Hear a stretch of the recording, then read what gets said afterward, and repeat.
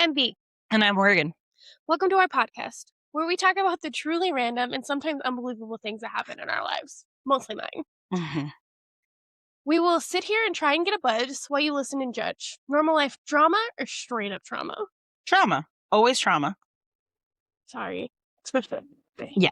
That was my bad. Trigger warnings included, but not limited to, and in every episode. Sarcasm, booze, swearing, sickness, mental health, physical health, breakdowns, crash outs, possible mentions of blood, sickness, vomit, and cheaters. Especially this episode. We are drinking a mocktail of Gatorade. Hi. Someone's dehydrated. And doing a vodka juice. This podcast is not suitable for children. I repeat, this podcast is not suitable for children. If you let your child listen to this podcast, we are not responsible for that therapy bill. As a reminder, not for children. If you are 21 and up, cool. Drink responsibly. I'm looking at you in the back. Anyway. Shall we? We shall. Okay, so we're going to start off with how I became friends with Big Red. So before the massive group formed, I was in a mini group. There was, I want to say 5 of us in that group. Yeah. Well, Don't do nothing. Yeah, 5. Yeah, math is hard. There was 5 of us in that group, and we all had a group chat. And I'm not going to lie to you. We made fun of her. A lot. To be fair, she's very easy to do that with. Especially, we had a job where you had to have natural color hair, and she showed up in fire hydrant red. And it was natural. It was not.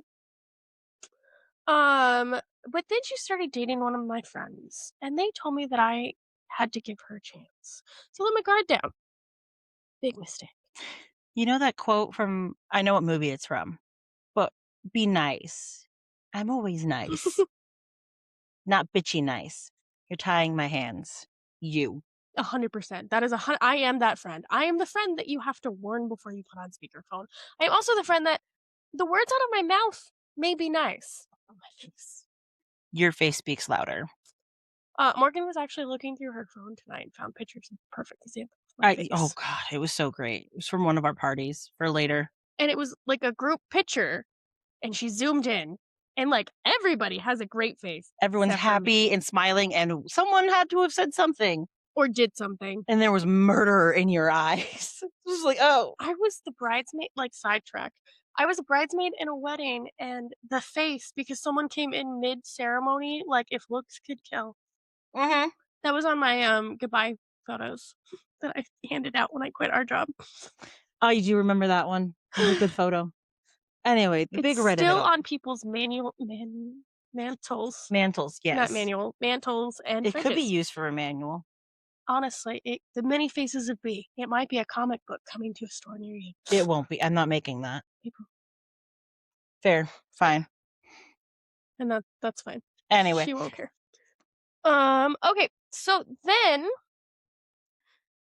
this was my big partier with me and D. We were throwing parties all the time, and Big Red was invited to those parties in association, obviously, and she decided to bring Morgan to one, and that's how we all became friends. Now, I don't remember why, but like the three of us started hanging out all the time. Not that I didn't love hanging out with just the 2 of you, but you know what I mean? Like it was always a big group setting, but for some reason we kind of like branched off a little bit. And for a while there, like we were great. We were like the 3 amigos. We were always getting drinks. We were getting our nails done. We were doing each other's hair, except for me. You don't want me to do your hair. That is not a responsible idea for anyone. No, let's rephrase that. I was doing hair and makeup for both of you. And you... At some point, I did let her do my hair, though. That was a mistake. I'm aware. Okay. And then you brought us to a fabulous nail lady. R.I.P. Yeah. Not that the lady's dead. She didn't die. The lady is not dead. She was she was stolen. It's fine. Anyway, we'll touch back that. But the thing about Big Red and we didn't realize this at the time because she was very smart. She did it very slowly. Mhm. Um, have you ever had a friend where they, again, back to the original description of her, they want to be the main character? So she wanted to be your only friend while she could have as many friends as she wanted, but she tried to isolate you, and she did it to both of us slowly. Which is funny because we were all in a group together. But, like, if you We weren't allowed notice, to be friends. no, and she would start inviting, like, just one of us to hang out Mhm. and lie and say that she asked the other, but they were busy or they didn't want to or whatever the case may be. Yeah. Like, it was a slow, let's separate when you go through the red flags of it all. Also, for those of you at home, if you have a friend who's very close with to and like you tell a lot of your secrets to, but then you start noticing them talking shit about other mutual friends behind their backs to you, be very, very careful because they are most likely talking shit about you to the other friends. Yeah. Uh, Lessons learned. Now, both me and Morgan are so very social in our own rights. So like we were making other friends anyway, and obviously I had a ton of friends because I was the one throwing the parties. So I was in charge of those guest lists. and most of the people we were friends with were from our job. Yes. Um so the whole trying to be our only friend didn't really work out for her because again, I had tons of other friends and Morgan was starting to make other friends. She was still new, so it worked for a minute. Like when you Yeah. first got there, Yeah. she did have a good chokehold on you in the beginning. That's because I was the new kid on the block. That's but that's what I'm saying. Like she did have a good hold on Mhm. you, but it was just one, you didn't know any better, and two, also you didn't know anyone I also except was for your listening to my mother. what? Yeah, I was gonna say except for your mom, and Mom had opinions. as much as we love her, you don't want to hang out with just your The more I grow up, mom. I mean now, but that's not the point. everyone wants to hang out with my mom. My mom does not want to hang out with you. She doesn't. I promise. Like, this is to my mother does not want to hang out It's with not people. personal. She's an equal opportunist of no. Yeah, she just doesn't want to hang out with people. If you need to learn how to say the word no, She will tell you. she will teach you. Anyway, Da, da, da, da. this is why ADHD is a problem. Okay, so then she went to Plan B, and I feel like I don't know personally if she started to execute Plan B before she started cheating or after. It's a little muddled at that point. The, there's a very gray line of when she actually started to Mhm. destroy not only her relationship but those of everyone around her. But anyway, so once she like had a clear cut started cheating on her boyfriend, um, she needed to have an exit plan. She knew that, I wasn't gonna take her side in the breakup, so she needed to find a way to either get rid of me or, like, diminish my standing. Well, and I had to be the bad guy somehow, which is very funny because I was not involved in her relationship. no, but you were involved in everyone's lives, and I was kind of the center of everyone's yeah, lives. That sounds really it self-absorbed. really That's does. not how I meant it. But like when we needed to do a hangout, we all went to your place. We Yes. needed to meet up. It was okay, but who has everyone's numbers? It was always you. You had everyone's Yes. numbers. You knew everyone's address. You creeper. And I knew everybody's schedule. So Yes. I knew everybody's availability. Like I was everybody's personal secretary, not by choice. No, but you also are type A. You're good at planning. Yes. Yes, So we 100%. knew who to go to for everything if we needed something. Yes, So that's why she needed to chokehold that. Because if you take away like the glue, things are going to start falling. pretty And much. that was her plan B, was destroy you and your reputation. Yes. And she did it very like I mean, honestly, I Slow. was very impressed with how she went about it. Obviously it failed, but like again, I got to give credit where credit is due. She Yeah. she didn't put in some work. I mean, some of those rumors, you just had to sit and go, I did what now? I was like, "Really? Tell me more. Right. What did I do next?" Well, so then you did this, and then you did that. And then Uh apparently, but anyway, so she always. tried to start with her boyfriend, which is ironic. Um, and But the thing was, like, me and her ex were very straightforward, and we Mhm. had a good relationship, so, like, when she started to try and cause issues, we would literally just reach out and be like, "Hey, like, I didn't know you were mad at me. Are you good?" "Well, I'm not mad at you. Why would it be?"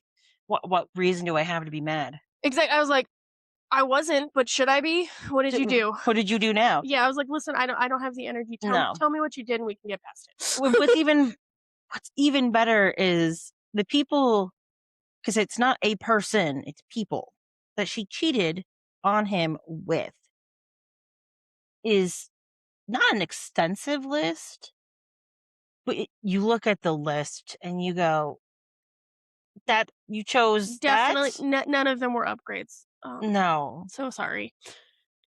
You know who you are. You know what you did. You deserve what you got. Yeah, Um, don't worry, they'll all know. that's what I said. Then she tried to go after my boyfriend and basically tell him that like he deserved better and I was controlling and I never let him live his life and I'm like I don't even know. But and it didn't work at first, but then Blue somehow got recruited into that and that's when it started to take hold.